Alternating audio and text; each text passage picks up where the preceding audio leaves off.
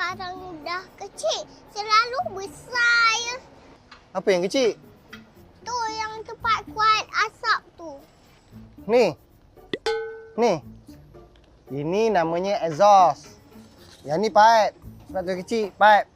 Ni pipe ni. Aduh, sakit.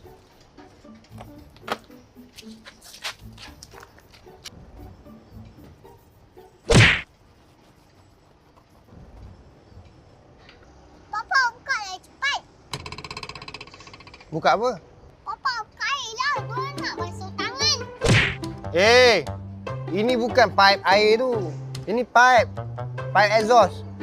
Lah, ingatkan pakai air. Rupanya tak ada air je.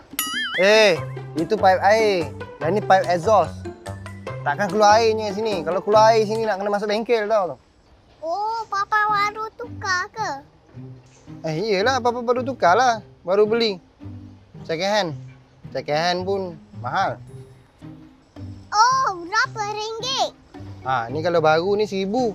Tapi ni Papa beli second hand. RM500. RM500 pun mahal tu. Ada duit RM500? Tak ada. Kalau tak ada jangan usik. Jangan nak taruh pasir ke apa ke. Ingat. RM500 ni. 500? Mami! Papa beli exhaust baru